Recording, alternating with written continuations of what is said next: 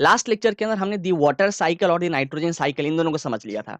आज क्या करेंगे, चार टॉपिक्स कवर करने को है। समझेंगे दी वाटर साइकिल क्या होता है, the green house effect, the oxygen cycle और ओजोन लेयर देख के खत्म करेंगे।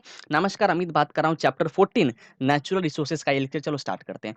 देखते हैं कि पहले हमें कार्बन साइकिल समझने से पहले पहले समझते हैं कि कार्बन एग्जिस्ट कैसे करता है नेचर के अंदर। दो तरीके से आपको नेचर में कार्बन मिल सकता है, या तो आपको एलिमेंटल फॉर्म में मिले या आपको वो कंबाइंड फॉर्म में दिख सकता है। एलिमेंटल फॉर्म मतलब क्या, अकेला, किसी के साथ कंबाइंड ना हो, अकेला हो। जैसे मान लो अगर मैं एलिमेंटल फॉर्म की बात करूं तो आपके एनसीईआरटी में दो फॉर्म दे रखा है, ग्रेफाइट है और दूसरा डायमंड की बात की गई है। ग्रेफाइट आपको पता है ना क्या होता है, जो हमारी पेंसिल की लीड होती है, पेंसिल का जो ब्लैक कलर का लीड जिससे लिखते हैं हम लोग, तो उसमें क्या आपको जो है कार्बन देखने को मिलता है। उसमें क्या है, जैसे मान लो ग्रेफाइट है, उसमें सारे आपके कार्बन कार्बन कार्बन, मतलब आपको लाखों करोड़ों कार्बन एटम्स मिलेंगे, जो कि सब क्या है, किसी के साथ बॉन्ड बना के नहीं रखे हैं, सब अकेला अकेला प्रेजेंट है। तो हम बोलते हैं कि एलिमेंटल फॉर्म में वहां पे कार्बन आपको देखने को मिलता है। डायमंड की बात करें, हीरे की, हीरे तो सबको पसंद है, तो हीरे में भी क्या होता है ना, आपके सारे कार्बन एटम्स प्रेजेंट होते हैं और वो कंबाइंड नहीं होते हैं। तो हम क्या बोलते हैं कि हमारे सारे जो है एलिमेंटल फॉर्म में प्रेजेंट है। तो आपने क्या देखा, दो तरीके से, या तो ग्रेफाइट या हमारा डायमंड, इन दो तरीके से कार्बन हमारा एलिमेंटल फॉर्म में एग्जिस्ट कर सकता है। कंबाइंड फॉर्म में अगर बात करें तो कंबाइंड फॉर्म के तो काफी सारे, जैसे बात करें यहाँ पे देखो नेचर के अंदर आप क्या देखते हो कि जैसे कार्बन डाइऑक्साइड हो गया, कार्बन डाइऑक्साइड में हमारा कार्बन ऑक्सीजन के साथ कंबाइंड कर रखा है ना। जैसे अगर कार्बन डाइऑक्साइड हो गया CO2, अगर आपने लेट से कार्बन डाइऑक्साइड ट्रैप कर लिया कंटेनर में, तो आप में आपके सारे CO2 CO2 CO2 CO2 यही गैस होंगे उसमें सारे CO2 के। तो एक कार्बन एटम ने दो के साथ बॉन्ड कर रखा है ऑक्सीजन के, उसलिए बोल बोल रखे हैं कि कार्बन जो है कंबाइंड फॉर्म में। और अगर बात करें हमारा कार्बन जो है आपको कार्बोनेट या हाइड्रोजन कार्बोनेट के फॉर्म में मिल सकता है। कार्बोनेट क्या है, कार्बोनेट होता है CO3 जो कि एक सॉल्ट है, और हाइड्रोजन कार्बोनेट की बात करें वो क्या होता है, HCO3 हाइड्रोजन कार्बोनेट। तो आप देखो यहाँ पे भी आपके कार्बन दिख रहे हैं ना, यहाँ भी कार्बन दिख रहा है जो कि कंबाइंड फॉर्म में, यहाँ पे ऑक्सीजन हाइड्रोजन भी साथ में है और यहाँ पे बस ऑक्सीजन साथ में आपको दिख रहा है। समझ में आ रहा है। और अगर कंबाइंड फॉर्म में बात करें, जो भी हम खाना खा रहे हैं, फूड इंटेक कर रहे हैं, उसमें जो भी न्यूट्रिएंट्स हमारे होते हैं, जैसे फैट की बात करें, प्रोटीन्स की, विटामिन्स की, उसके कार्बोहाइड्रेट, जितने न्यूक्लिक एसिड भी होते हैं हमारे, है ना। जैसे डीएनए की बात करें, आपको पता है कि हमारे सेल के अंदर जो न्यूक्लियस होता है, उस न्यूक्लियस में डीएनए मिलता है हमारे हर एक इंडिविजुअल में। तो डीएनए वगैरह भी बनने के लिए क्या है, वहां पे आप देखोगे कि कार्बन जो है हमारा कॉम्बाइंड फॉर्म में प्रेजेंट रहता है।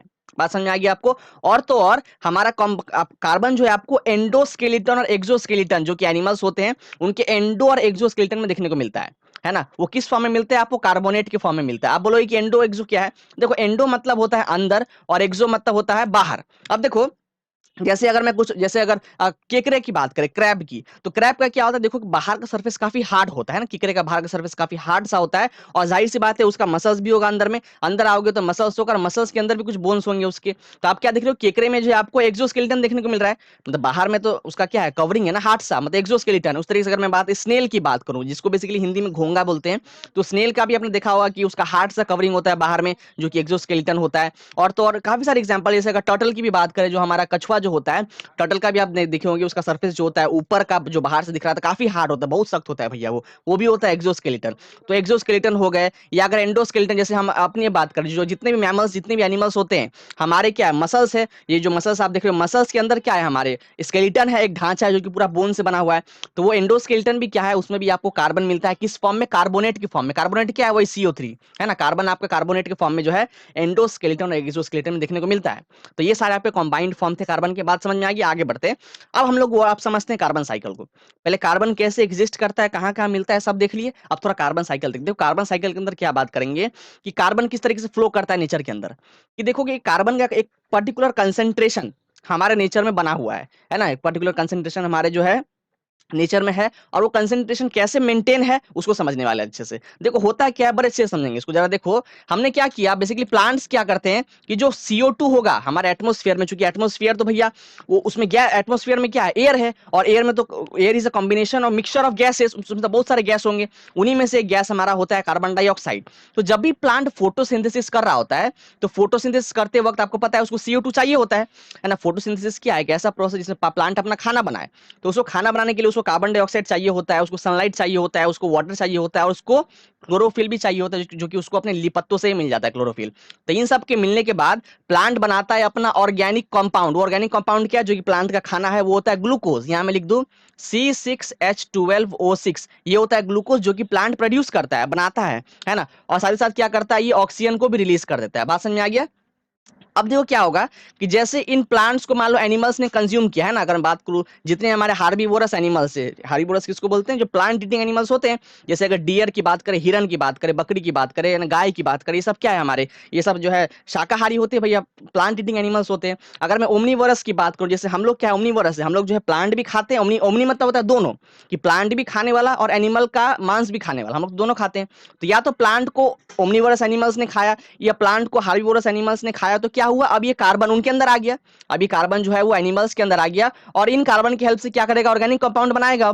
अब उनका बॉडी जो है, आपको पता है ना, कार्बन अगर हमारे अंदर आ गया तो उस कार्बन की हेल्प से क्या है, हम लोग प्रोटीन बना पाएंगे, उस कार्बन की हेल्प से हमारा बॉडी जो है वो अलग अलग हमारी डीएनए वगैरह बना पाएगा, कार्बोहाइड्रेट बना पाएगा। आपने देखा था ना कि कार्बोहाइड्रेट, डीएनए, फैट, इन सब में हमारा कार्बन होता है, ठीक है। तो ये सबको हम लोग भी जो है बना पाएंगे, हमारी बॉडी बना पाएगी। अब देखो होगा क्या कि जैसे ही हमारे, जैसे इन सब की जब डेथ होगी, जैसे प्लांट को भी एक ना एक दिन मरना ही है और एनिमल्स को भी एक ना एक दिन मरना है, जब इनकी डेथ होती है तो क्या होता है, इनकी बॉडी जमीन में जाके मिल जाता है। बेसिकली इनका डेथ होगा, जमीन पे पड़े होंगे, तो अलग अलग डिकम्पोजर्स आके इन पे अटैक करेंगे, जैसे कि बैक्टीरिया हो गए, फंगी हो गए, अलग अलग, तो वो आके इन पे अटैक करते हैं, इनको तोड़ देते हैं, और ये क्या होते हैं कि इनका बॉडी जमीन में जाके मिल जाता है। बेसिकली तोड़ने के बाद मिलना आसान होता है, मिट्टी में जाके मिल जाते हैं। और जब मिट्टी के अंदर ये चले जाते हैं तो अंदर चूंकि हमारे इतनी गर्मी होती है ना, कि धरती के अंदर अगर जाओगे, जैसे जैसे आप नीचे जाओगे अर्थ में, जैसे जैसे नीचे चलते जाओगे तो गर्मी बढ़ती रहेगी। तो अंदर में क्या होती है, इतनी ज्यादा गर्मी होती है, इतनी ज्यादा हीट होती है ना, प्रेशर के कारण, गर्मी के कारण क्या है कि लाखों करोड़ों सालों तक जब ये अंदर रहते हैं, एक दो दिन की बात नहीं कर रहे हैं, लाखों सालों तक जब ये अंदर रहते हैं, क्या, डेड प्लांट और डेड एनिमल्स के बॉडी, तो वो चेंज कर जाते हैं कोयले में, पेट्रोलियम में, देख रहे हो। तो वही वही बात यहाँ पे किया गया। ये सब कब हो पा रहा है, जब इनकी डेथ हुई है। हाँ, जब डेथ हुई है तो मिलियंस एंड मिलियंस ईयर बाद जो है इनकी बॉडी जो है पेट्रोलियम और कोल में चेंज कर गया है। बात जमा आपको, हाँ। अब देखो होता क्या है कि जैसे एनिमल का जब डेथ होता है तो एनिमल की बॉडी से जो है ना, जो उनकी बॉडी में जो भी कार्बन होगा, उस कार्बन से जो है ना वो शेल्स भी बन जाते हैं। आपने देखा होगा ना शेल्स, काफी समुद्र वगैरह में जो आपने शेल्स वगैरह आपने खुद भी कलेक्ट किए होंगे या देखे भी होंगे काफी वीडियोस वगैरह, तो शेल्स वगैरह जिसको हम लोग बेसिकली सीप बोलते हैं, हिंदी में क्या बोलते हैं, सीप बोलते हैं उसे। तो शेल्स वगैरह भी क्या है, उसमें भी आपको कार्बन जो है वो कार्बोनेट के फॉर्म में, ये देखो CO3 के फॉर्म में मिलता है। और ये शेल्स कैसे बनता है, हमारी डेड बॉडी से बनता है, हमारे डेड बॉडी में कार्बन होता है, उस कार्बन से ये शेल्स बन जाता है। बात समझ में आ गई आपको। और देखो यहाँ पे बताया गया है, जैसे यहाँ आपको दिख रहा होगा कार्बोनेट्स इन वाटर, होता है क्या है ना कि जो कार्बन डाइऑक्साइड होता है एटमॉस्फेयर से, वो जब पानी में जाके मिलता है, बेसिकली जितने वाटर हमारे वाटर बॉडीज होंगे, नदी, तालाब, समुद्र है, ये सब जो होगा, जब उसमें कार्बन डाइऑक्साइड जाके मिलेगा तो वो बना लेगा उसके अंदर कार्बोनेट बना लेगा। क्या बना लेगा, कार्बोनेट। थोड़ा मैं समझाता हूँ बेसिकली होता क्या है, देखो जो मैं समझा रहा हूँ अभी ना, अभी जो कार्बोनेट की बात करेंगे कैसे बनता है, ये आपको देखना नहीं है बिल्कुल। मतलब अभी देखो, जैसे आपको ये जो ना इसको दिमाग में रखने की जरूरत नहीं है, आपके एग्जाम में पूछेगा भी नहीं, बस मैं समझाने के लिए बता रहा हूँ। देखो होता क्या है, जैसे कार्बन डाइऑक्साइड वो जब पानी के अंदर जाएगा तो उसको H2O मिलेगा। H2O मिलने के बाद ये बना लेगा एक एसिड जिसको बोलते हैं कार्बोनिक एसिड। वो बेसिकली उसका फॉर्मूला होता है H2CO3। ये होता है कार्बोनिक एसिड H2CO3। अब होता है क्या है कि पानी के अंदर ना ये फर्दर टूटते हैं, ये H2CO3 फर्दर टूटता है, तो इसमें से क्या होता है कि एक हाइड्रोजन आयन बाहर निकल जाता है और फर्दर क्या बच जाता है, HCO3। देखो पहले H2CO3 था, ये जब टूटा तो एक निकल गया हाइड्रोजन बाहर, तो दो में से एक निकल गया तो एक बचे, तो HCO3। ये फिर फर्दर टूटेगा, ये फिर फर्दर ब्रेक होता है, तो वापस फिर क्या, यहाँ से H टूट के बाहर निकल जाता है और क्या बच जाता है फिर CO3। यही CO3 तो कार्बोनेट है ना, यही CO3 हमारे क्या है, कार्बोनेट है। तो आपने क्या देखा किस तरीके से कार्बन डाइऑक्साइड से हमारा देखो कार्बोनेट बन गया ना। ये कब हो पाता है, जब वो पानी के अंदर जाके मिलते हैं। बात समझ में आ गई आपको, हाँ। और जब ये कार्बोनेट जब पानी के अंदर बनते हैं ना, इन कार्बोनेट से लाइमस्टोन बन जाता है। आपको पता होगा ना, लाइमस्टोन एक टाइप का पत्थर है ना, लाइमस्टोन बेसिकली उसको हिंदी में क्या बोलते हैं, चूना पत्थर बोलते हैं। ये हमारा थोड़ा हल्का हल्का जो है ग्रेइश व्हाइटिश टाइप का होता है, वो उस कलर का होता है, हल्का हल्का व्हाइटिश टाइप का, लाइमस्टोन बोलते हैं इसको इंग्लिश में। तो ये क्या करता है, बेसिकली मजबूती देने में काम आता है। जितनी मेरे बिल्डिंग्स वगैरह जो बन रहे होते हैं, कंस्ट्रक्शन में, बिल्डिंग बनाने में क्या है, हम लोग लाइमस्टोन का यूज करते हैं। और तो अगर लाइमस्टोन की बात करें और कहाँ इसका यूज है, तो जैसे सीमेंट वगैरह बनाने हो तो सीमेंट मैन्युफैक्चर करने में जो है वहां भी लाइमस्टोन की, लाइमस्टोन क्या है कि स्ट्रेंथ देने में काम आता है। तो सीमेंट बनाना हो या कंस्ट्रक्शन करना हो तो लाइमस्टोन का इस्तेमाल हम लोग कर सकते हैं। बात समझ में आ गई आपको, हाँ। अब देखो यहाँ पर क्या होगा, जैसे आपको पता है कि हम लोग एनिमल्स क्या करेंगे, रेस्पिरेशन करेंगे। रेस्पिरेशन का सांस तो लेंगे ना भैया, रेस्पिरेशन जब करेंगे तो क्या होगा, हम लोग आपको पता है कंटिन्यूअसली ऑक्सीजन ले रहे होते हैं और CO2 छोड़ रहे होते हैं। जब रेस्पिरेशन करेंगे तो क्या होगा, एक्सेल जब करेंगे, देखो CO2 जब छोड़ेंगे तो चला जाएगा एटमोस्फेयर में। तो देखो किस तरीके से जो CO2 चला गया। उस तरीके से अगर प्लांट की बात करें, देखो प्लांट भी देखो कंट्रीब्यूट कर रहे हैं। आप अगर देखोगे प्लांट भी कंट्रीब्यूट कर रहे हैं CO2। आप बोलोगे प्लांट नहीं, आप कैसे निकालते हैं। आपको पता है कि प्लांट ऑक्सीजन छोड़ता है, कार्बन डाइऑक्साइड तो नहीं छोड़ता है। ये पूरा सत्य नहीं है। दिन के टाइम में क्या होता है, ड्यूरिंग डे टाइम जब प्लांट को सनलाइट मिल रहा होता है तो सनलाइट के प्रेजेंस में फोटोसिंथेसिस कर रहा है, खाना बना रहा है। जब वो खाना बनाता है, ये जो ग्लूकोज है बेसिकली उसका खाना, और साथ साथ क्या करता है, ऑक्सीजन रिलीज करता है दिन के टाइम। लेकिन रात में क्या, रात में तो कहीं पे तो सन तो है ही नहीं। अब सन नहीं है तो क्या है, सनलाइट ना होने के कारण फोटोसिंथेसिस कर नहीं पाएगा। तो फिर क्या करे क्या ना करे, तो रात रात में क्या करता है प्लांट, हमारी ही तरह वो भी रेस्पिरेशन करेगा। रेस्पिरेशन करेगा मतलब क्या, वो अब जो है उसको भी ऑक्सीजन चाहिए होगा हमारी ही तरह, और वो कार्बन डाइऑक्साइड रिलीज करेगा। ये कब होता है, ये नाइट के टाइम में होता है। बात समझ में आ गया। इसलिए तो हम लोग बोलते हैं ना कि रात के टाइम, आपने कई बार सुना भी होगा बोलते हुए बुजुर्गों लोगों को, कि रात के टाइम में क्या है कि पेड़ के नीचे या जंगलों में नहीं सोना चाहिए। ऐसा क्यों बोलते हैं, क्योंकि आप पेड़ के नीचे अगर सोओगे तो क्या है, आपको जो है बहुत सफोकेशन फील होगा भैया। क्योंकि प्लांट क्या है, ऑक्सीजन तो छोड़ नहीं रहे हैं। जो भी पेड़ के नीचे सोए वो आपके CO2 छोड़ रहे हैं, आपको रिक्वायरमेंट है ऑक्सीजन की, अब वो रिलीज कर रहे हैं CO2। इससे क्या आपको सफोकेशन फील होता है। इसलिए जंगलों में या पेड़ों के नीचे जो है रात को नहीं सोना चाहिए। दिन में सोना दबा के कोई दिक्कत नहीं है, दिन में कोई दिक्कत नहीं, चश्मा लगा के सो जाओ, लेकिन रात को मत सोना। बात जमा आपको। अब देखो, अब कई बार जो जैसे यहाँ पे जो कोल की बात करी गई है, यहाँ पे हम पेट्रोलियम की बात करे थे, तो अगर मैं कोल को, जैसे कोयले को अगर जलाऊंगा या पेट्रोलियम को जलाऊंगा, तो इसमें से भी CO2 निकलेगा बाहर। आपको पता है ना, कोयला वगैरह जब जलाते हैं, बेसिकली पहले क्या होता था, पहले के टाइम में जो है हमारी मम्मियों को आपने देखा होगा, या शायद ना भी देखा हो, मैंने तो देखा है कि वो लोग क्या करते, कोयले पे खाना बनाया करते थे। अभी तो क्या है कि गैस स्टोव वगैरह आ गया, पहले तो लोग कोयले पे बनाते थे खाना, है ना। तो वहां से क्या है, जब कोयला बर्न होता है तो वहां से गैस निकलता है CO2, कार्बन डाइऑक्साइड, और ये भी हमारे नेचर में जाएगा, ये भी जाके एटमोस्फेयर में जाएगा। पेट्रोलियम की बात करें तो जैसे हमारी जो व्हीकल्स होती है ना, जो व्हीकल्स में तो पेट्रोल का यूज करते हैं, पेट्रोल डीजल, तो ये पेट्रोल क्या अल्टीमेटली हमारे इंजन में जाएगा, गाड़ियों के इंजन में जाएगा, वहां पे बर्न होगा। बर्न होने के बाद क्या है, जो पीछे एग्जॉस्ट पाइप देखते हो ना आप, एग्जॉस्ट पाइप जो है साइलेंसर जो होता है, वहां से आपकी फिर ये आपकी CO2 गैस निकल जाता है, वहां से धुआं निकलते हुए दिखता होगा आपको गाड़ियों में से। तो ये भी क्या है, CO2 कंट्रीब्यूट कर रहा है, जो कि एटमोस्फेयर में चला जाता है। बात समझ में आ गया। आपको लग रहा होगा ये तो अच्छा है भैया, जितने ज्यादा CO2 बनेंगे, जितने ज्यादा CO2 एटमोस्फेयर में जाएंगे उतना अच्छा है, क्योंकि अगर CO2 का अमाउंट बढ़ते रहा तो उससे प्लांट को फायदा है, प्लांट को खूब दबा के एकदम CO2 मिलेगा, उससे वो फोटोसिंथेसिस बढ़िया से करेगा। और वो अगर अगर प्लांट ही अपना काम सही से करेगा तो बाकी एनिमल होगा जितने, वो भी अपना जो है प्रॉपर तरीके से काम कर पाएंगे। लेकिन ये सही नहीं है। CO2 इंपॉर्टेंट है, CO2 जो है अगर उसका लेवल बढ़ते रहे तो ये प्लांट के लिए तो एक प्लस पॉइंट है कि प्लांट को बहुत मजा आ रहा है, लेकिन अल्टीमेटली ये नेचर के लिए और साथ साथ हम ह्यूमन बींग्स के लिए, एनिमल्स के लिए हार्मफुल है। CO2 का परसेंटेज बढ़ना एक पर्टिकुलर लिमिट तक ठीक है, लेकिन उसका परसेंटेज बढ़ जाए तो प्लांट के लिए तो प्लस पॉइंट है, लेकिन हमारे लिए या किसी दूसरे एनिमल्स के लिए वो एक नेगेटिव इंपैक्ट, नेचर के लिए भी नेगेटिव इंपैक्ट क्रिएट कर सकता है। कैसे समझते हैं, CO2 के बढ़ने से एक जनरली एक एक इफेक्ट देखा गया है जिसको बोलते हैं ग्रीन हाउस इफेक्ट। यहाँ पे देखो, CO2 के बढ़ने से क्या होता है, एक ग्रीन हाउस इफेक्ट होता है। समझते ग्रीन हाउस इफेक्ट क्या होता है, उसको समझने से पहले हमें ग्रीन हाउस समझना पड़ेगा। ग्रीन हाउस क्या होता है ना, ग्रीन हाउस आपको लग रहा होगा कि हरे कलर का घर, नहीं। ग्रीन हाउस हरे कलर का घर नहीं है। बेसिकली इसमें क्या करते हैं, जैसे पहाड़ी इलाकों में है ना, जितने भी पहाड़ी इलाके होते हैं, हिल स्टेशन होते हैं, तो वहां पे क्या होती है, ठंडी बहुत ज्यादा पड़ती है, गर्मी तो बहुत कम होती है, ठंडी बहुत ज्यादा पड़ती है। अब वहां जो भी प्लांट्स होंगे, वहां के लोग को तो फसल चाहिए ना, खाना बनाना चाहिए। तो वहां पे क्या है कि फसल सही से हो नहीं पा रहा था, सही से जो फसल उनको ईल्ड नहीं मिल पा रहा था। उन्होंने क्या दिमाग लगाया कि वो कांच के घर बनाना शुरू कर दिए। वहां के लोगों ने, पहाड़ी इलाकों के जो लोग हैं, वो क्या कर रहे हैं कि अब कांच के घर बना रहे हैं। इस तरीके से मान लो एक कांच का घर बना दिया, पूरा पूरा ग्लास का है, पूरा ग्लास का घर बना दिया, है ना। अब क्या करेंगे, इस कांच के घरों में जो है अपने प्लांट को रखेंगे, है ना, अपने प्लांट को इस कांच के घर में रखेंगे। देखो पूरा प्लांट जो ऐसा ऐसा ऐसा इसके अंदर रख देंगे। अब बोलो ये कांच का घर क्यों बनाया, देखो ग्लास का इसीलिए बनाया क्योंकि ग्लास की एक प्रॉपर्टी है, वो क्या करेगा, हीट को अंदर ले लेगा। मतलब बाहर वहां जो भी थोड़ा बहुत गर्मी होगा, ऐसा तो नहीं कि पूरा ही पूरा ठंडा पड़ता है, थोड़ी बहुत गर्मी होती है वहां भी, तो जो भी जो सन की हीट आ रही होगी, तो वो क्या होता है, ग्लास उसको अंदर ले लेगा, उस सारे हीट को ग्लास अंदर आने देगा। और ग्लास की एक प्रॉपर्टी है, इतनी शानदार प्रॉपर्टी, अंदर लेने के बाद उसको वो फिर बाहर जाने नहीं देता है। तो जितना भी परसेंटेज, जितना भी थोड़ा बहुत भी हीट अंदर आया, उसको वापस वो बाहर जाने नहीं देता है। तो अल्टीमेटली क्या है कि हीट का लेवल मेंटेन रहेगा, एक पर्टिकुलर कंसेंट्रेशन जो है उस ग्लास के अंदर मेंटेन रहा। और अब जो है प्लांट को चूंकि हीट मिल पा रहा है, और बाकी वाटर वगैरह तो सप्लाई कर ही देंगे हम लोग, है ना। इससे क्या है कि अब वो फोटोसिंथेसिस कर पाएगा, और अगर प्लांट फोटोसिंथेसिस कर पाया तो प्रॉपर तरीके से फसल होगा, हम लोग जो है खेती बाड़ी सही से कर पाएंगे। बात समझ में आ गई आपको, हाँ। अब देखो, अब देखो, अब फोटोसिंथेसिस करवाना है अगर, तो इसको तो CO2 भी चाहिए, प्लांट को तो CO2 चाहिए ना, कार्बन डाइऑक्साइड। तो क्या करते हैं हम लोग बीच बीच में, क्या करते हैं ना कि गेट खोल देते हैं, इसका जो है गेट खोल देंगे, तो क्या होगा, आसपास तो CO2 है ही हमारे एटमोस्फियर में, वो CO2 जो है अंदर चला जाता है। तो CO2 के प्रेजेंस में, सनलाइट के प्रेजेंट में क्या है, वो आराम से फोटोसिंथेसिस कर पाता है। अब बात समझो, जो हमारा कार्बन डाइऑक्साइड गैस होती है ना, इसकी भी एक और बहुत अच्छी प्रॉपर्टी है, वो क्या कि कार्बन डाइऑक्साइड गैस ये भी हीट को ट्रैप करता है। आसपास जितनी भी हीट होती है, जिस तरीके से ग्लास ट्रैप कर रहा था ना, जो ग्लास हाउस है, उस तरीके से कार्बन डाइऑक्साइड गैस भी क्या करती है, हीट को ट्रैप कर रही होती है। तो एक तो ग्लास नहीं जाने दे रहा है बाहर, साथ ही साथ जितना हीट आया उसको CO2 ने भी पकड़ रखा है। तो अल्टीमेटली दोनों ही मदद कर रहे हैं अंदर में एक प्रॉपर हीट के लेवल को मेंटेन करने का। बात समझ में आ गया। अब बात रही कि इसको इसको हम लोग ग्रीन हाउस क्यों कहते हैं, ग्लास हाउस काहे नहीं कहते हैं।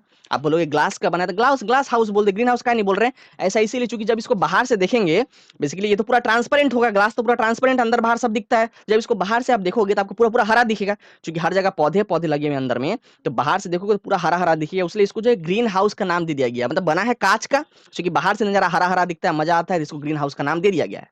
बात समझ में आ गया आपको। अब देखो यहाँ पे, तो इसी एनक्लोजर को, है ना, इसी तरीके का कांच का घर बनाते हैं, ऐसा एनक्लोजर को, कवरिंग को क्या बोलते हैं, ग्रीन हाउस कहा जाता है। अभी तक हमने क्या करा, ग्रीन हाउस समझा, ग्रीन हाउस इफेक्ट नहीं समझा क्या होता है। अब समझे ग्रीन हाउस इफेक्ट क्या होता है। देखो जैसा आपने यहाँ पे देखा ना ग्रीन हाउस के केस में, कुछ ऐसा ही हमारे अर्थ पे भी होता है। देखो अर्थ में क्या होता है मैं समझा रहा हूँ। अर्थ के अंदर जैसे अगर मैं इसको रब कर दूं यहाँ से, है ना, देखो अर्थ पे क्या हो रहा है, जैसे हमारा अर्थ है, आपको पता है कि अर्थ चारों तरफ से एटमोस्फियर से घिरा हुआ है। अर्थ के चारों तरफ जो है एटमोस्फियर होगा। एटमोस्फियर क्या है, atmosphere is a blanket of air. Atmosphere पूरा पूरा एयर से बना है, जो कि हमारे अर्थ को कवर कर रखा है।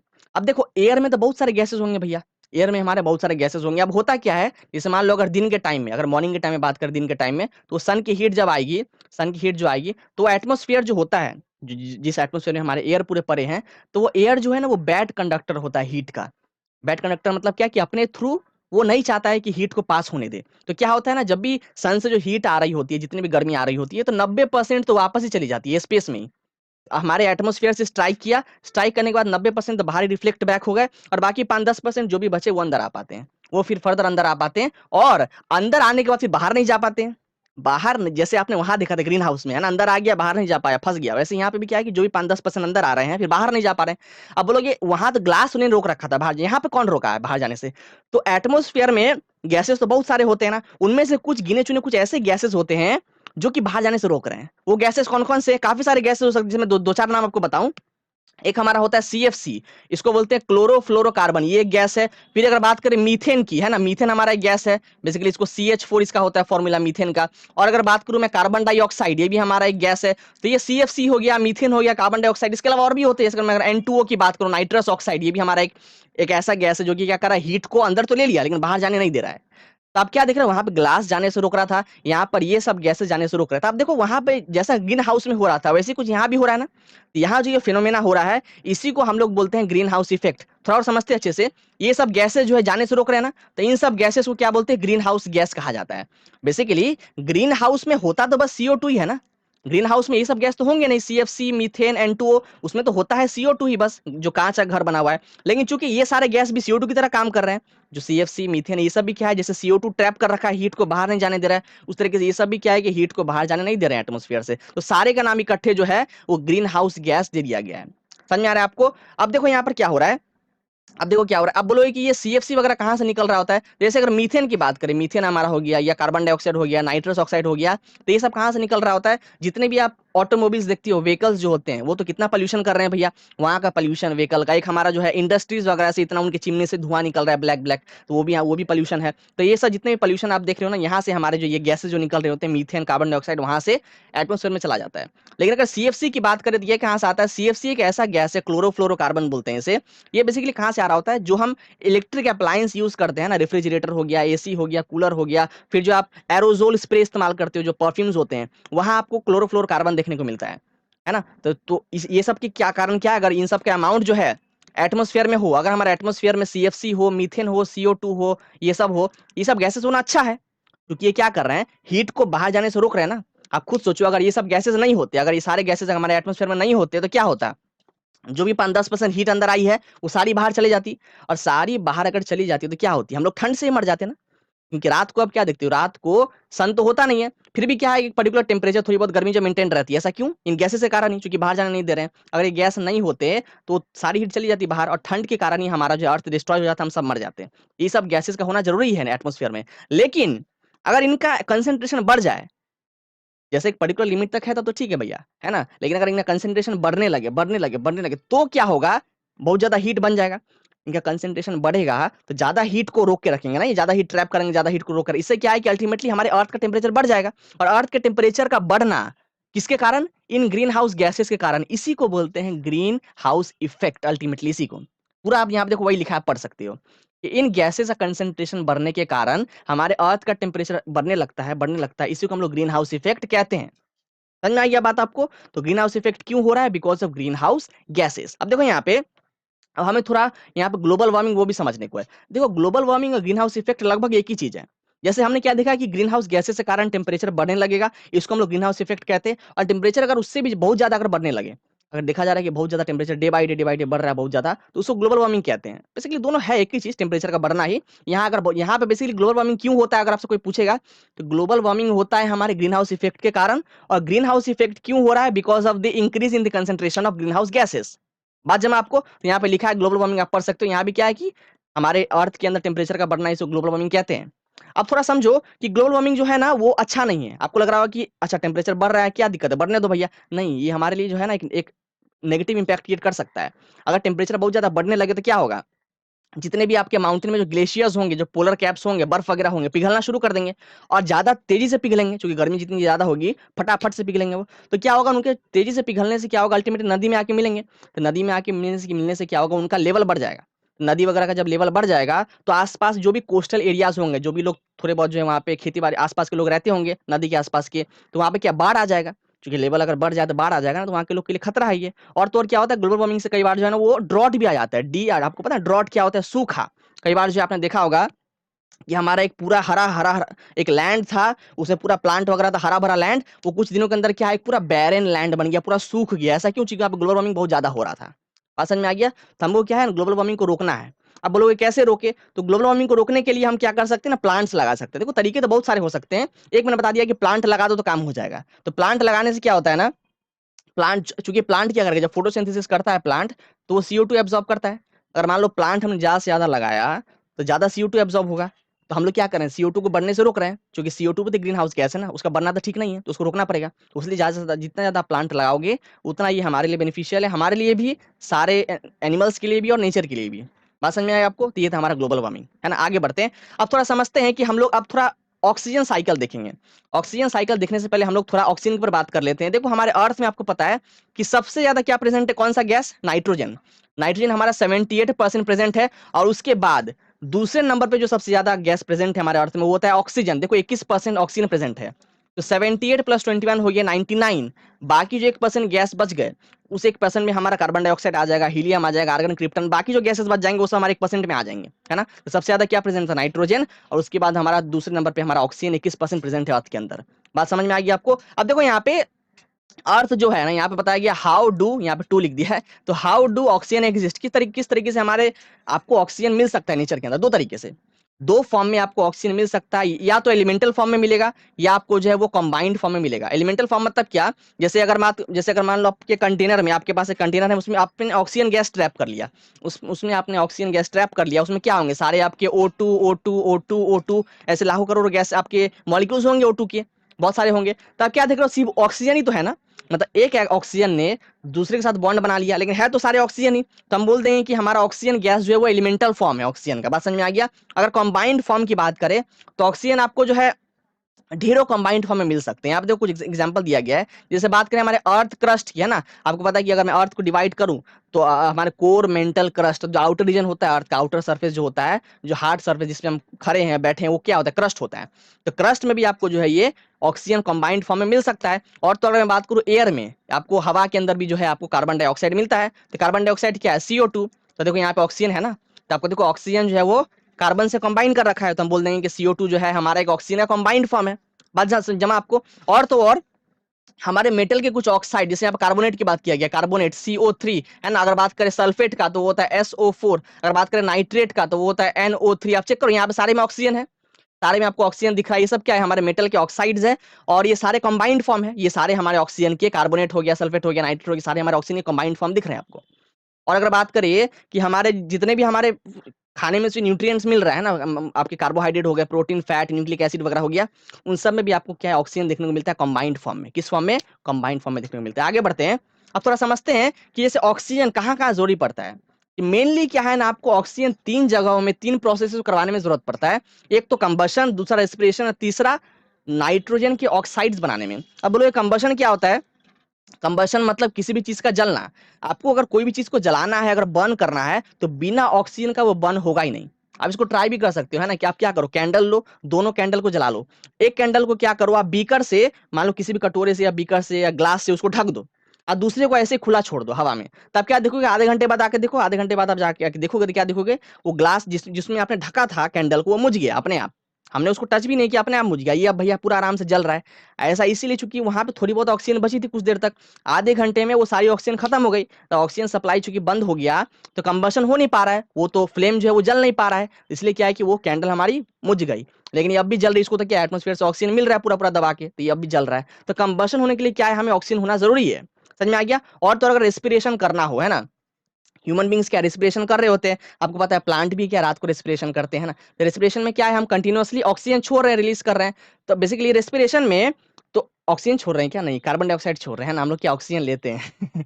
तो बेसिकली ऑक्सीजन जो हम लेते हैं, तो क्या होता है आपको पता है कि बॉडी के अंदर ऑक्सीजन जैसे अंदर लिया, तो ऑक्सीजन जब अंदर जाता है हमारे विंड पाइप से, तो वो चला जाएगा लंग्स में, है ना। ऑक्सीजन अल्टीमेटली क्या करता है, जो भी आपने खाना आपने कंज्यूम किया है, उस फूड को ब्रेक करने में मदद करता है। ऑक्सीजन उस फूड को ब्रेक करने में मदद करता है, और उसमें से जो भी एनर्जी निकलता है, बेसिकली जब फूड ब्रेक होता है in the presence of oxygen, तो उसमें से एनर्जी निकलेगा, एनर्जी दबा के निकलेगा। उसी एनर्जी को हमारा बॉडी यूटिलाइज करता है अलग अलग एक्टिविटीज को परफॉर्म करने के लिए। बात समझ में आ गया। तो रेस्पिरेशन में आप क्या देख रहे हो कि ऑक्सीजन जो है हमको चाहिए होता है, ताकि खाना जो भी हम खा रहे हैं वो प्रॉपर्ली टूट पाए और उनमें से एनर्जी निकल पाए। और ऑक्सीजन होगा ही नहीं तो खाना टूटेगा नहीं, टूटेगा नहीं, एनर्जी निकलेगा नहीं, तो काम बनेगा नहीं, हम लोग मर जाएंगे। बात समझ में आ गया। और अगर बात करें तो हमारे नाइट्रोजन की ऑक्साइड्स बनाने के लिए ऑक्सीजन चाहिए। जैसे बात करें हमारा NO, ये क्या है, नाइट्रोजन मोनोऑक्साइड। अगर बात करें N2O, ये क्या है, डाई नाइट्रोजन ऑक्साइड। अगर बात करें NO2, ये क्या है, नाइट्रोजन डाइऑक्साइड। अगर बात करें N2O3, ये क्या है, डाई नाइट्रोजन ट्राइऑक्साइड। अगर बात करें N2O4, डाई नाइट्रोजन टेट्राऑक्साइड।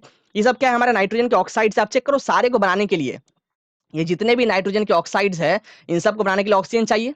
देखो सारे को बनाने के लिए आपको देखो ऑक्सीजन की जरूरत पड़ी है। उसने हमें बताया है कि जो तीन प्रोसेस आप देख रहे हो, इन तीनों में मेजर रोल अगर ऑक्सीजन ना हो तो तीनों में से कोई भी काम नहीं हो पाएगा। बात जब आपको आगे बढ़ते हैं, अब थोड़ा यह समझते हैं ऑक्सीजन साइकिल। पहले ऑक्सीजन के ऊपर बात कर लिया, अब थोड़ा ऑक्सीजन साइकिल समझते हैं। अब देखो क्या होता है कि एटमोस्फेयर में हमारे पास O2 है, एटमोस्फेयर में हमारे पास ऑक्सीजन गैस है। अब क्या करेंगे, अगर हम ह्यूमन बींग्स की बात करें, एनिमल्स की बात करें, हम लोग रेस्पिरेशन करेंगे, हम लोग को सांस लेना है जिंदा रहने के लिए। हम लोग क्या करेंगे, जब अंदर खींचेंगे, इनहेल जब करेंगे तो ऑक्सीजन अंदर आ जाएगा, हमारे नाक से ऑक्सीजन अंदर आ जाएगा, तो हम लोग रेस्पिरेशन कर पाएंगे। मतलब बेसिकली ऑक्सीजन को अंदर लेना ये होता है ब्रीदिंग, और फिर उसका यूटिलाइज करना उस ऑक्सीजन का खाने को ब्रेक करने के लिए, वहां से एनर्जी निकालने के लिए, इस प्रोसेस को पूरा बोलते हैं रेस्पिरेशन। बात जब आपको, तो इससे हम रेस्पिरेशन करेंगे। अब जब हम लोग रेस्पिरेशन करेंगे तो आपको पता है जब एक्सेल करेंगे बाहर, तो क्या होगा, CO2 निकलेगा। समझ में आ रहा है।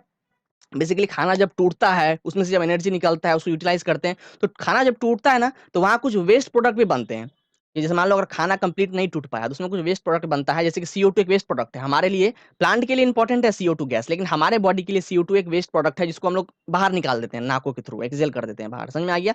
तो आपने क्या देखा, CO2 क्या हम लोग बाहर रिलीज कर रहे हैं, लेकिन ये CO2 किसके लिए, हमारे लिए, जैसे मैंने बताया कि प्लांट के लिए इंपॉर्टेंट है। तो जब प्लांट करेगा फोटोसिंथेसिस, है ना, फोटोसिंथेसिस क्या होता है, कि ऐसा प्रोसेस जिसमें कि प्लांट अपना खाना बना रहा होता है। खाना बनाने के लिए उसको CO2 की जरूरत है, अगर CO2 नहीं मिलेगा तो खाना नहीं बना पाएगा वो। अब क्या देख रहे हो, फोटोसिंथेसिस करने के लिए ग्रीन प्लांट्स को जो है वो CO2 की जरूरत है, उसको वो ले लेगा। अब देखो फोटोसिंथेसिस जब होता है, आपको पता है उस समय हमारा ग्लूकोज प्रोड्यूस होता है। फोटोसिंथेसिस करते वक्त सनलाइट मिला प्लांट को, वाटर मिल गया, कार्बन डाइऑक्साइड मिल गया, तो इन सबको कंबाइन करके वो क्या करता है, एक खाना बनाता है अपना, जिसको बोलते हैं ग्लूकोज। ये बेसिकली क्या है, ये ग्लूकोज है जो कि प्लांट का खाना है ना। ये ग्लूकोज बनाया, और साथ ही साथ इसके बनने के साथ क्या होता है, O2 ऑक्सीजन गैस भी बनता है, जो कि वो रिलीज कर देता है बाहर, जो कि उसने बाहर रिलीज कर दिया, वो चला गया एटमोस्फियर से, और एटमोस्फियर से ही फिर क्या है, हम लोग अंदर ले रहे हैं। समझ में आ गया बात आपको। तो जब जब ये सब क्या है, बेसिकली जब एंड प्रोडक्ट है, कि जब फोटोसिंथेसिस हो गया तो क्या क्या बना, एक तो ग्लूकोज बना, और वापस जो ऑक्सीजन जो बना वो चला जाता है एटमोस्फियर में। अब ये जो ग्लूकोज बना, ये जो ग्लूकोज आप देख रहे हो, ये ग्लूकोज वापस हमारे अंदर आ जाएगा ना। हम लोग जब प्लांट को खाएंगे, है ना, हम लोग क्या करते हैं, प्लांट का बहुत सारा प्रोडक्ट खाते हैं भैया, गोभी गोभी खाते हैं, फिर हम लोग जो है कैबेज वगैरह बहुत सारा प्लांट का प्रोडक्ट खाते हैं। तो वहां से क्या है, ये हमारे अंदर आ जाएगा ग्लूकोज, हमारे अंदर आ जाएगा ये ग्लूकोज। तो चेक करो, ग्लूकोज में तो आपके पास तो ऑक्सीजन दबा के है ही, इस ऑक्सीजन का वापस हमारा बॉडी यूटिलाइज कर लेगा रेस्पिरेशन करने के लिए, और ये साइकिल वापस से चलेगा। दिख रहा है आपको, हाँ। अब बोलेगा सर यहाँ पे H2O कहाँ से आ गया। देखो होता क्या है ना, जब हम रेस्पिरेशन कर रहे होते हैं तो CO2 तो बाहर निकालते हैं, CO2 के साथ साथ हम क्या करते हैं, H2O भी बाहर निकालते हैं। बेसिकली अभी मैं लगातार क्या बोल रहा हूँ, अभी मैं लगातार बोल रहा हूँ, ये मान लो मैं अगर एक्सेल किया, मैंने क्या किया, बाहर CO2 निकाला, तो CO2 गैस के साथ क्या है, हमारे कुछ पानी की बूंदे, कुछ वाटर वेपर्स भी निकल रही होती है, आपको दिख तो नहीं रहा होता है, लेकिन कुछ पानी की बूंदे भी क्या है, H2O भी हमारा निकल रहा होता है, जो कि अल्टीमेटली वाटर वेपर वो जाके एटमोस्फेयर में मिल जाता है। तो होता क्या है, ये भी जो H2O बाहर हम निकाल रहे हैं, ये भी तो प्लांट को चाहिए। अरे प्लांट को अगर करना है फोटोसिंथेसिस तो पानी तो चाहिए ना, तो ये भी H2O को वो यूटिलाइज कर लेगा प्लांट फोटोसिंथेसिस करने के लिए, और अल्टीमेटली क्या करेगा फिर यूटिलाइज करने के बाद जो खाना बनाया, ऑक्सीजन बनाया, उसको फिर ऑक्सीजन को क्या करेगा, एटमोस्फेयर में भेज देगा। आपने देखा किस तरीके से ये ऑक्सीजन साइकिल पूरा हमारे नेचर में चलता रहता है, और एक पर्टिकुलर लेवल जो कि आप देखते हो 21% वो ऑक्सीजन का अमाउंट जो है हमारे नेचर में बना रखा है। बात समझ में आई आपको? अगर कहीं पे कुछ भी डिस्टर्ब हो गया तो क्या होगा, ये लेवल खराब हो जाएगा। किसी भी कारण से अगर रेस्पिरेशन प्रॉपर नहीं हो पा रहा है या फोटोसिंथेसिस नहीं हो पा रहा है, तो ये पूरा साइकिल बिगड़ जाएगा। एटमॉस्फेयर में जो ऑक्सीजन कंसंट्रेशन 21% वो हो सके बढ़ जाए या कम हो जाए। बात जब आपको आगे बढ़ते हैं, अब थोड़ा समझते हैं कुछ ऑक्सीजन से जुड़े कुछ और बातें। जैसे आपने क्या देखा कि एक ही तरीका है ऑक्सीजन को भेजने में एटमॉस्फेयर में, और ऑक्सीजन को जानना है एटमॉस्फेयर में तो सिर्फ फोटोसिंथेसिस के द्वारा ही जाएगा। फोटोसिंथेसिस अगर ना हो तो ऑक्सीजन पूरा खत्म समझ लो। समझ में आ रहा है? तो उसके अलावा कोई और तरीका है ही नहीं कि आप ऑक्सीजन को एटमॉस्फेयर में भेज पाओ। और देखो यहाँ पे जैसे मैंने बताया कि जितने भी लाइफ फॉर्म्स है हमारे अर्थ के अंदर, वो क्यों जिंदा है, क्योंकि वो रेस्पिरेशन कर पा रहे हैं। और रेस्पिरेशन क्यों कर पा रहे हैं, क्योंकि उनको ऑक्सीजन मिल रहा है। देखो एक बहुत अच्छी बात आपकी एनसीईआरटी में लिखी हुई है, आप उसको देख भी सकते हो कि ऑक्सीजन ऑल्दो ये पॉइजनस नहीं होता है। ऑक्सीजन जो है पॉइजनस तो है नहीं हमको, तो हम तो उसको आराम से ले रहे हैं, लेकिन ये कुछ बैक्टीरियाज होते हैं सॉइल के अंदर, उनके लिए पॉइजनस है। तो कुछ जैसे अगर बात करें हमारे नाइट्रोजन फिक्सिंग बैक्टीरिया, आपको याद होगा जिसके पहले जो पार्ट करा था उसमें हमने क्या किया था, नाइट्रोजन साइकिल डिस्कस किया था। उसके अंदर मैंने राइजोबियम एजोटोबैक्टर उसकी बात की थी, याद है? उन सबको क्या बोलते हैं, नाइट्रोजन फिक्सिंग बैक्टीरिया बोलते हैं। तो जब भी नाइट्रोजन फिक्सेशन हो रहा होता है, वो काम होना बंद हो जाएगा अगर हम क्या करें, ऑक्सीजन लेवल बढ़ा दें। क्योंकि क्या होता है कि सॉइल के अंदर अगर ऑक्सीजन आ गया तो ऑक्सीजन के प्रेजेंस में क्या है, ये बैक्टीरिया अपना काम नहीं कर पाएंगे। काम नहीं कर पाएंगे मतलब क्या, कि नाइट्रोजन साइकिल होगा नहीं, क्योंकि नाइट्रोजन फिक्सेशन ही रुक जाएगा। क्यों रुक जाएगा, क्योंकि उन बैक्टीरियाज के लिए ये ऑक्सीजन एक तरीके से पॉइजन की तरह काम कर रहा है ना। उनको जो है वो लग रहा है कि जैसे मेरे लिए जहर है, लेकिन हमारे लिए जहर नहीं है। ऑक्सीजन हमारे लिए बहुत काम, हमारे हमारे लिए तो बोल सकते हैं ऑक्सीजन अमृत है, लेकिन बैक्टीरिया के लिए क्या है, ये जहर एक तरीके से। बात समझ में आ रहा है? सारे बैक्टीरिया के लिए नहीं, कुछ गिने चुने जैसे यहाँ पे बात की, ऐसे नहीं कि सारे बैक्टीरिया के लिए पॉइजनस है। बस नाइट्रोजन फिक्सिंग बैक्टीरिया जो होते हैं उनके लिए ऑक्सीजन गैस जो है पॉइजनस होता है। बात जब आपको आगे बढ़ते हैं, अब थोड़ा समझते हैं कि ओजोन क्या होता है। देखो हमने देख रखा है कि हमारा अर्थ है, हमारा अर्थ जो है उसके चारों तरफ एटमोस्फियर है। एटमोस्फियर में हमारे क्या बहुत सारे गैसेज है, अलग अलग टाइप के गैसेज। अब देखो एटमोस्फियर को ना अलग अलग लेयर में डिवाइड किया गया है। जैसे मान लो अगर मैं इसको जूम कर दूं, अगर मैं इसको जूम करूं ना, तो ये कुछ तो बेसिकली ऐसा होगा। मान लो ये अर्थ मैंने जूम कर दिया अगर, तो आपको क्या है, एटमोस्फियर के अलग अलग लेयर दिखेंगे, ऐसे ऐसे क्या आपको लेयर्स अलग अलग एटमोस्फियर के दिखेंगे। तो सबसे पास वाला जो लेयर होता है बेसिकली, सबसे पास वाला जो हमारा, जिसमें आपको क्या है, ज्यादा अमाउंट में ऑक्सीजन वगैरह देखने को मिलता है, सबसे पास में जो होता है उसको हम लोग क्या बोलते हैं, ट्रोपोस्फियर बोलते हैं। सबसे पास वाले को बोलते हैं ट्रोपोस्फियर। उसके बाद आता है हमारा, बस नाम को देखते चलो, लिखेंगे तो टाइम चला जाएगा। सबसे पहले होता है हमारा ट्रोपोस्फियर, उसके बाद होता है हमारा स्ट्रेटोस्फियर, फिर होता है हमारा फिर होता है हमारा मेसोस्फियर, उसके बाद आता है थर्मोस्फियर, और सबसे लास्ट वाला जो लेयर होता है हमारा एटमॉस्फेयर का, उसको बोलते हैं एग्जॉस्फियर, है ना। ट्रोपोस्फियर, स्ट्रेटोस्फियर, थर्मोस्फियर, मेसोस्फियर, एग्जॉस्फियर, ये आपके 5 लेयर्स आपके होते हैं एटमॉस्फेयर के। बात जब आपको, अब हम ओजोन थोड़ा देख रहे हैं, तो आप ओजोन समझ लो, ओजोन कहाँ पे होता है, तो बेसिकली ट्रोपोस्फियर और स्ट्रेटोस्फियर जो लेयर होता है, इनके बीच में एक और लेयर होता है जिसको बोलते हैं ओजोन लेयर। ये क्या है, हमारा ओजोन लेयर, जो कहाँ होता है, हमारी ट्रोपोस्फियर और स्ट्रेटोस्फियर के बीच में। तो इस ओजोन लेयर में ही क्या है ना, आपको ओजोन गैस देखने को मिलता है। किस गैस की बात कर रहा हूं मैं, ओजोन गैस, है ना। जैसे हमने ऑक्सीजन गैस देखा था, ऑक्सीजन क्या है, O2। ऑक्सीजन गैस में आपके 2 ऑक्सीजन एटम कंबाइंड है, लेकिन ओजोन गैस में आप देखोगे आपके 3 ऑक्सीजन एटम कंबाइंड है ना। एक साथ क्या है, 3 ऑक्सीजन एटम कंबाइंड है, तब जाके O3 बनता है। इसको हम लोग ओजोन बोलते हैं। और ओजोन कहाँ मिलता है आपको देखने में, ओजोन लेयर में। ओजोन लेयर कहाँ है, आपके ट्रोपोस्फियर और स्ट्रेटोस्फियर के बीच में। बात समझ में आ गई आपको? बेसिकली जितने भी आपके वैसे एयरप्लेन्स वगैरह जो होते हैं, एरोप्लेन्स हो गया, वो सब कहाँ पे उड़ते हैं, आपके ट्रोपोस्फियर स्ट्रेटोस्फियर यहीं पे उड़ते हैं। एयरप्लेन्स वगैरह जो होते हैं वो आपके ये रीजन में उड़ते हैं। अगर बात करें सैटेलाइट्स वगैरह अगर भेजना हो, तो आपके जो है बाहर वाले रीजन जो होते हैं, आपके मेसोस्फियर हो गया, थर्मोस्फियर जो हो गया, एग्जोस्फियर, ये सब रीजन में जो आपके सैटेलाइट वगैरह को भेजा जाता है। बात समझ में आएगी आपको? आगे देखो यहाँ पे कुछ बात करी गई है। तो इसमें मैंने बताया कि ओजोन क्या है, एक मॉलिक्यूल है जो कि 3 ऑक्सीजन एटम से बना हुआ है, और ओजोन पॉइजनस है। ये पॉइजनस है बिल्कुल। अगर आपने इसको ओजोन को ले लिया अंदर, अगर आपने इसको इनहेल, जैसे आप ऑक्सीजन तो बड़े आराम से ले लेते हो, लेकिन अगर ओजोन को इनहेल कर लिया तो इससे आपकी जान भी जा सकती है। ये पॉइजनस होता है ऑक्सीजन, इसको गलती से भी जो है ना इसके साथ छेड़खानी नहीं करनी है। और देखो ओजोन ऑल हमारे लिए पॉइजनस है, हमारे लिए खतरनाक है, लेकिन ये एनवायरमेंट के लिए, नेचर के लिए बहुत ही इफेक्टिव तरीका है ना। उनको जो है बहुत काम देता है ओजोन। ऐसा कैसे, देखो ओजोन क्या करता है ना, कि सन से जो भी अल्ट्रा वायलेट रेज आ रही होती है उसको आने से रोकता है वो। समझ में आ रहा है? जैसे मान लो हमारा ये अर्थ है, और अर्थ के बाहर सन है, सन से जो है हीट आएगा, तो सोलर एनर्जी आ रहा है, चलो ठीक है, लेकिन क्या है उसके साथ जो है यूवी रेस भी आते हैं, अल्ट्रा वायलेट रेडिएशन, ये बहुत हार्मफुल होते हैं। ये यूवी रेस जो है ना सिर्फ हमारे लिए एनिमल्स के लिए बल्कि प्लांट के लिए भी बहुत हानिकारक है, समझ में आ रहा है? अगर ये मान लो यूवी रेस जो है हमारे स्किन पे पड़ गया, हमारे स्किन पे गिरने से क्या होगा, हमको स्किन कैंसर भी हो सकता है। अगर ये यूवी रेस हमारे आंखों में गिर गया तो हमारे आंखों को खराब कर सकता है, हमको कैटरैक्ट भी हो सकता है, समझ में आ गया? अंधे हो जाओगे पूरा समय के लिए। और तो और क्या है, अगर मान लो ये प्लांट वगैरह में पड़ जाए, अगर यूवी रेस प्लांट में भी गिर जाए तो क्या कर सकते हैं, उनका फसल खराब हो जाएगा, प्लांट प्रॉपर्ली ग्रो नहीं कर पाएंगे, उनको फसल नहीं मिल पाएगा सही से। तो यूवी रेस हमारे नेचर के लिए ठीक नहीं है, ना तो नेचर के लिए ना हमारे लिए। तो यूवी रेस को रोकना जरूरी है। तो इसको अंदर आने से रोकता कौन है? ओजोन रोकता है बेसिकली। अंदर अगर आना है अर्थ के अंदर तो इसको तो पहले एटमोस्फेयर क्रॉस करना पड़ेगा ना पूरा। और एटमोस्फेयर में आपको पता है कि एटमोस्फेयर में जो है ओजोन लेयर प्रेजेंट है, और ओजोन लेयर में ओजोन है हमारा O3। तो वो क्या करता है, इन हार्मफुल यूवी रेस को अंदर आने से रोकता है। समझ आई ये बात आपको? हाँ। अब देखो यहाँ पे, अब क्या हो रहा है ना कि ओजोन लेयर होना ठीक है, मतलब क्या देख रहे हो कि अच्छा ओजोन लेयर हमारे नेचर में एनवायरमेंट में होना ठीक है। लेकिन आप क्या देख रहे हो कि ओजोन लेयर जो है ना, उनका अमाउंट, उनका कंसेंट्रेशन धीरे धीरे करके डे बाई डे गिरते ही जा रहा है। बहुत पहले से लेके अभी तक जो है इनका अमाउंट ऐसा नहीं कि बढ़ रहा है, ये डिक्लाइनिंग है, गिरते ही जा रहा है। इसी को बोलते हैं ओजोन लेयर डिप्लीशन। डिप्लीशन मतलब होता है खत्म होना। किसका खत्म होना? ओजोन लेयर का। क्योंकि ओजोन ही खत्म होते जा रहा है, उसलिए ओजोन लेयर डिप्लीट, मतलब आप देखो कि ओजोन लेयर पतला हो रहा है बहुत। इसका बात करेंगे थोड़ा अच्छे से, जैसे आप समझें यहाँ पे क्या आप बोलेंगे, समझते हैं क्यों हो रहा है खत्म। ओजोन जो है हमारे नेचर से क्यों खत्म हो रहा है, क्योंकि हम, ये हमारे कारण हो रहा है बिल्कुल। हम लोग क्या कर रहे हैं, ह्यूमन बींग्स ना, CFC एक गैस होता है, क्लोरोफ्लोरोकार्बन कार्बन जिसको बोलते हैं CFC, वो रिलीज कर रहे हैं बहुत ज्यादा। बेसिकली हम जो यूज करते हैं इलेक्ट्रॉनिक डिवाइस, जैसे अगर मान लो, अगर रेफ्रिजरेटर की बात करें, एसी की बात करें, कूलर की बात करें, या एरोसोल परफ्यूम जो होते हैं जो स्प्रे मारते हो ठाए ठाए ठाए, वहां से भी क्या है, आपके जो है CFC क्लोरोफ्लोरोकार्बन निकल रहा होता है। ये क्लोरोफ्लोरोकार्बन क्या करता है ना, ये जाके आपके ओजोन लेयर को अटैक करेगा। आपके जो एटमोस्फेयर में ओजोन लेयर होगा उसको जाके ये अटैक करता है, और वहां से ओजोन को खत्म करने लगेगा। तो मतलब आप क्या देख रहे हो कि अच्छा CFC का बढ़ना ये सही नहीं है। अगर CFC बढ़ने लगे तो हमारा ओजोन लेयर के लिए खतरा है, क्योंकि वहां पे ओजोन खत्म होने लगेगा, है ना? इसी कारण क्या देखा गया है, आप देखोगे इसी कारण हमारी, जैसे एंटार्क्टिका में, एंटार्क्टिका एक रीजन है, एंटार्क्टिका में क्या देखा गया है कि एंटार्क्टिका का जो एटमोस्फियर है, उसके एटमोस्फियर में ओजोन खत्म होने लगा है। जैसे आप देखोगे आपके एनसीईआरटी में एक पिक्चर दिया हुआ है, आप अगर देख, मैं यहाँ पे ला नहीं पाया, आपके एनसीईआरटी में बेसिकली क्या किया गया, टॉप व्यू दिखाया गया है आपको अर्थ का, जो है ना, ऊपर चूंकि सैटेलाइट होते हैं, तो सैटेलाइट ने क्या किया, इमेजेस कैप्चर किया, हमारे साइंटिस्ट को भेजा। तो टॉप व्यू जब देखा गया अर्थ का, तो क्या देखा गया, आप देखोगे ये पूरा ग्रीन ग्रीन ग्रीन यहाँ पे बाहर में दिख रहा होगा आपको। आप एनसीईआरटी में देख सकते हो, पूरा ग्रीन ग्रीन दिख रहा होगा बाहर में, और अंदर की तरफ बीच में आपको जो है ना, एक पर्पल ब्लूइश कलर का आपको रीजन दिख रहा होगा। ये पर्पल ब्लूइश क्या है, वो पर्पल ब्लूइश रीजन बेसिकली यहाँ से ओजोन खत्म हो गया। और जो ग्रीन ग्रीन देख रहे होते हो, वो पूरा ग्रीन ग्रीन में क्या है, हमारा ओजोन लेयर है। मतलब ये सारे हरे वाले रीजन में ओजोन लेयर तो है, लेकिन ब्लू वाले में अंदर की तरफ क्या है, जो ब्लू वाला रीजन है अंदर में, वहां से ओजोन लेयर खत्म हो गया।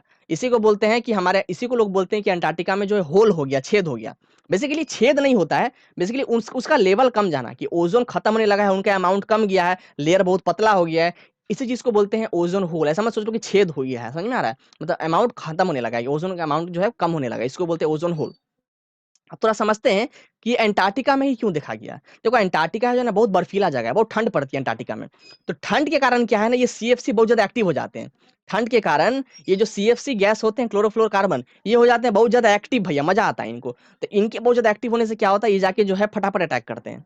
समझ में आ रहा है? तो ठंड के बढ़ने से ये CFC को जो है ना, बहुत ज्यादा जो है प्रोत्साहित कर रहा है, ये जाके उसको खत्म करने लगेंगे ओजोन लेयर को। इसीलिए क्या है कि एंटार्क्टिका के ऊपर आप देखोगे, जो कि आपके एनसीईआरटी में दे रखा है पिक्चर, कि ओजोन होल बनने लगा है। तो ओजोन का खत्म होना ये सही नहीं है। अगर ओजोन होल बनने लगे तो क्या होगा, यूवी रेस अंदर आएंगे, और यूवी रेस के अंदर आने से जो है, जैसे मैंने आपको बताया, बहुत सारी दिक्कतें आ सकती है।